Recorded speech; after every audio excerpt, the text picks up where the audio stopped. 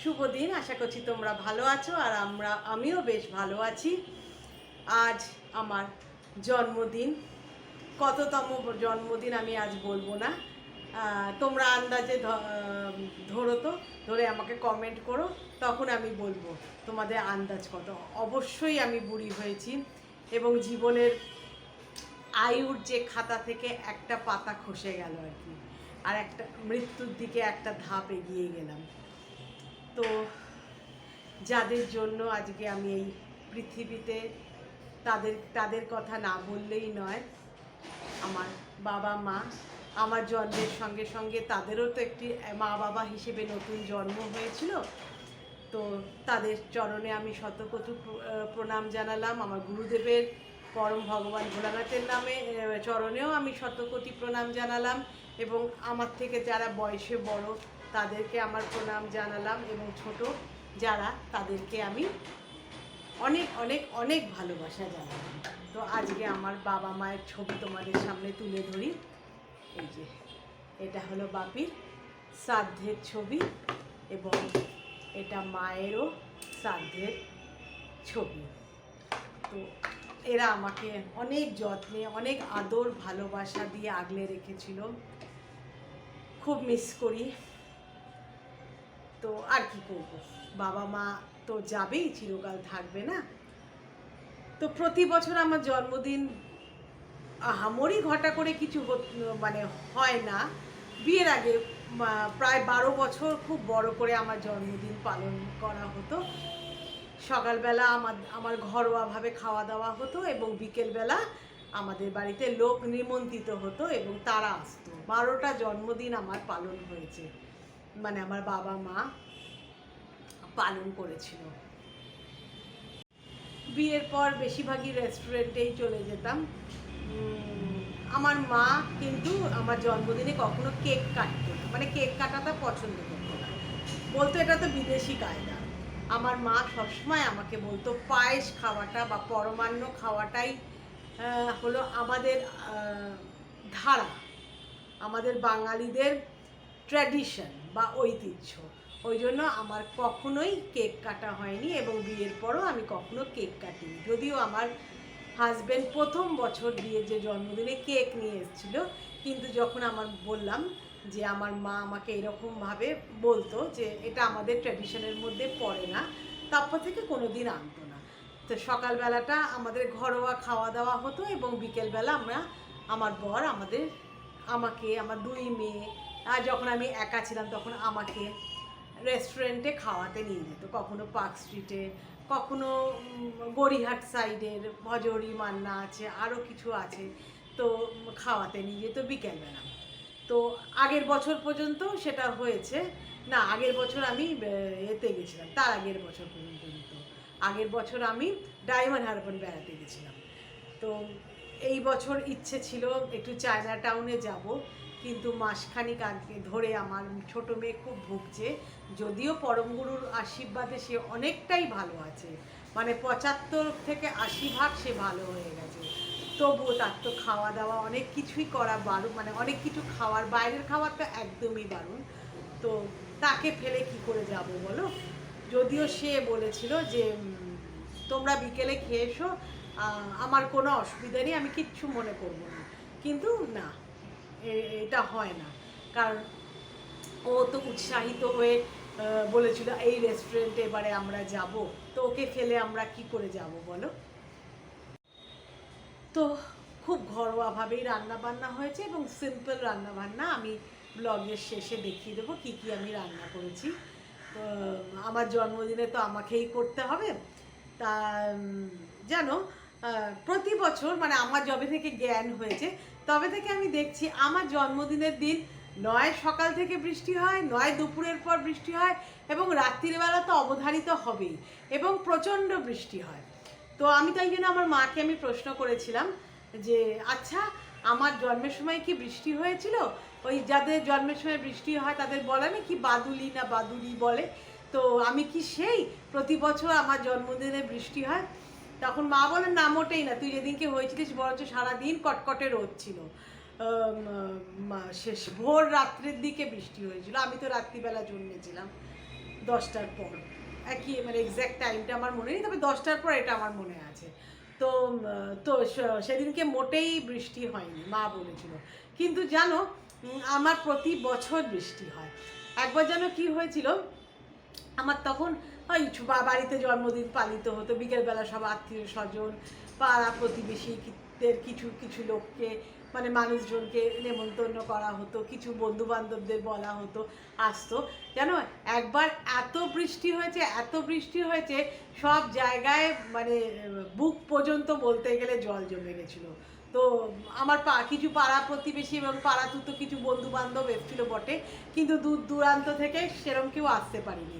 কিন্তু আমার মা বাড়ির লোক এসেছিলো, আমার মাইমা, মামাতো দাদা, আমার মাসি, এরা এসেছিলো, এবং আমার দিদা আসলো, বিকেল বিকেল চলে গেছিলো, এবং মামা এসেছিলো, মানে মামারা এসেছিলেন। তো খুব কষ্ট করে ট্যাক্সিতে ডবল ভাড়া দিয়ে, কারণ ওই জলের মধ্যে ট্যাক্সি চললে তো খারাপ হয়ে যাবে, তাই জন্য অনেকটা ভাড়া দিয়ে তারা এসেছিল আমার জন্মদিন পালন করতে। আমার এই কথাটা এখনও মনে আছে। তখন আমার নবম বা দশম বছর, মানে বাবার জন্মদিন হবে হয়তো, ঠিক মনে নেই, আমার আরও ছোট হতে পারি। কিন্তু এটা আমার মনে আছে যে ওরা বাড়ির সামনে প্রায় ওই জানলা ছুঁই, মানে এই যে গেটের যে জানলাটা যেখান দিয়ে বাইরে দেখা যায় ট্যাক্সিতে বসে, ওই জানলা প্রায় ছুঁই ছুঁই জল হয়েছিল। আর একবার কী হয়েছিল জানো, আমি কলেজে পড়তাম, তো আমরা ঠিক করলাম যে আমি খাওয়াবো ওদের, আমাদের 3-4 জন বন্ধু বান্ধব, তাদেরকে আমি খাওয়াবো এবং আমরা সিনেমা দেখবো। তো জানো, প্রথমে সিনেমা দেখতে গেছি, সিনেমা নুন শো।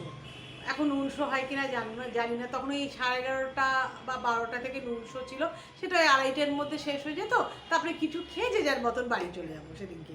তো হ্যাঁ, তা আমরা সিনেমা দেখতে গেছিলাম, কি সিনেমা এখন আমার মনে নেই, তবে হলটা আমার মনে আছে জ্যোতি হল, নিউ মার্কেটের ওখানে জ্যোতি হল ছিল না, ওইখানে একটা বই দেখতে গেছিলাম। এবার তো সিনেমা দেখছি মনে আনন্দে, এবার 2টোর পর যখন বাইরে এসছি, যেন সিনেমা হলে যে সিঁড়িগুলো সেই পর্যন্ত জল হয়ে গেছে।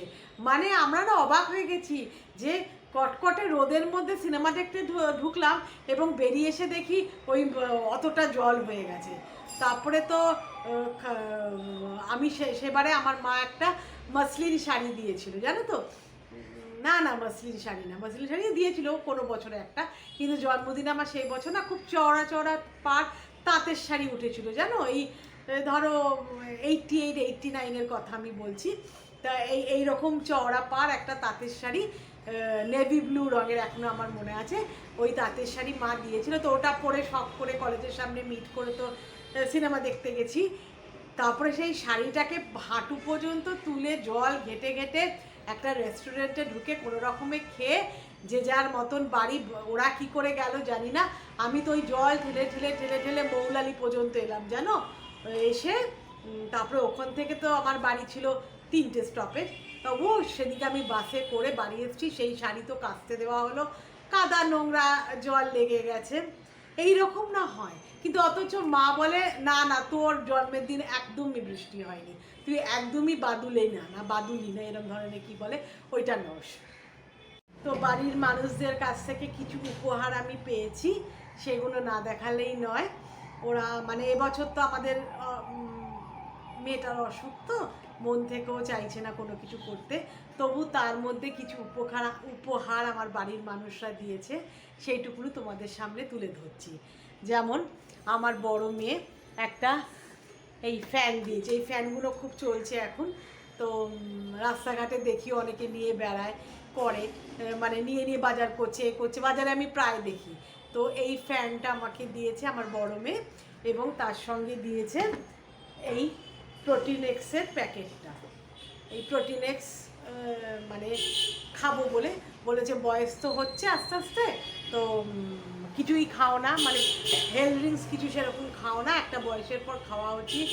তো অনেক বছর ধরেই বলছে, যবে থেকে ও রোজগার করতে আরম্ভ করেছে তবে থেকেই কিন্তু বলে, কিন্তু আমি গ্রাহ্য করি না। এবছর ও কিনে এনে বাড়ি ফিরে, মানে অনলাইনে অর্ডার দিয়েছিল, তো এসছে, 2টো প্যাকেট আছে বেশ বড় বড়, তো ও এই 2টো আমাকে দিয়েছে।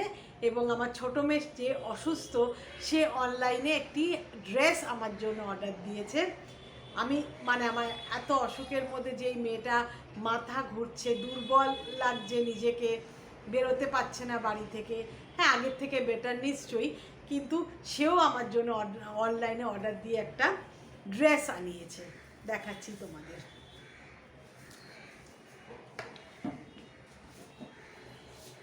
দূর থেকে না দেখানো হবে,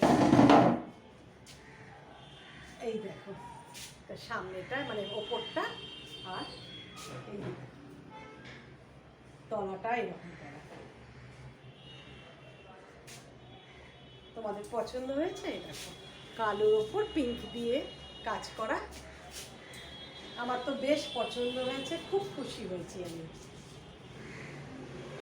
আর আমার বর আমার জন্য কি কিনেছে আমি বলছি, কোনো জিনিস না, এই যে আমার প্রিয় ইলিশ মাছ, বলেছে বেশি করে খাবে তোমার প্রিয় মাছ, তো মানিকতলা বাজার থেকে নিজে গিয়ে এই মাছ কিনে নিয়ে এসছে, একটা বড় গোটা মাছ, সেটা পিস করে কেটেই এনেছিল, সেইটাই আমি সর্ষে দিয়ে ঝাল করেছি, আর ডাল করেছি, ডালটা নিতে মানে সামনে নিতে ভুলে গেছি, যাই হোক ডালও করেছি। আর এটা হলো মিষ্টি কুমড়ো ভাজা। আমি না মিষ্টি কুমড়ো খেতে ছোটোবেলা থেকে খুব ভালোবাসি, বাচ্চারা সাধারণত আলু ভাজা খেতে ভালোবাসে, আমি কিন্তু মিষ্টি কুমড়ো ভাজা আমার প্রিয়, এছাড়া পটল ভাজাও আমার খুব প্রিয়।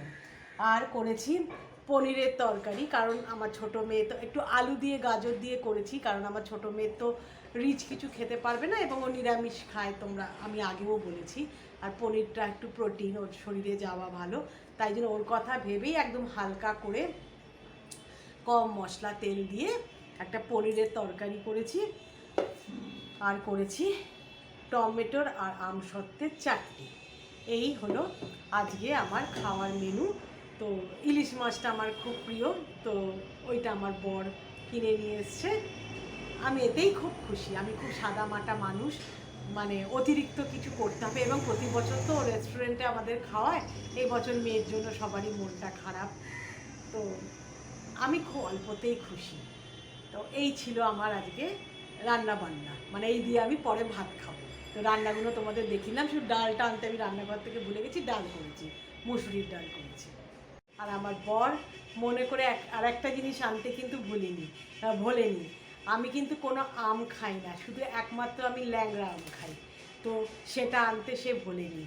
দেখো 1 কিলো আম, ল্যাংড়া আম নিয়ে এসছে, তো আমি দুটো ভিজিয়ে দিয়েছি, জলে ভিজিয়ে রাখতে হয়, মা কষটা অনেক সময় কষ থেকে মুখে অনেকের ঘাটা হয়, তো আমার মা ছোটোবেলা থেকে দেখে আসছি মা ওই আমটা ভিজিয়ে রাখতো, তো ওই আমটাকে ভিজিয়ে দিয়েছি, দুটো আমি ভিজিয়েছি, তা আমি আর কত খাবো বলো, তা আমার প্রিয় ল্যাংড়া আমটা আনতেও ও কিন্তু ভোলেনি।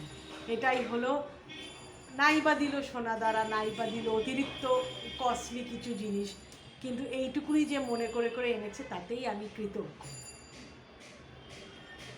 খুব ভালো লাগলো তোমাদের সঙ্গে আমার মনের কথা শেয়ার করে, এবং আমার জন্মদিনের দিন তোমাদের সামনে আসতে পেরে আমি খুব খুশি। তো তোমাদের কাছ থেকেও আমি একটা গিফট চাই, সেটা হলো আমার চ্যানেলটিকে সাবস্ক্রাইব করো, আমার পাশে থেকো এবং আমাকে তুলে ধরার চেষ্টা করো, কেমন? এটাই তোমাদের কাছ থেকে আমার বেস্ট গিফট হবে। ভালো থেকো তোমরা সবাই, কেমন? Bye bye, thank you so much.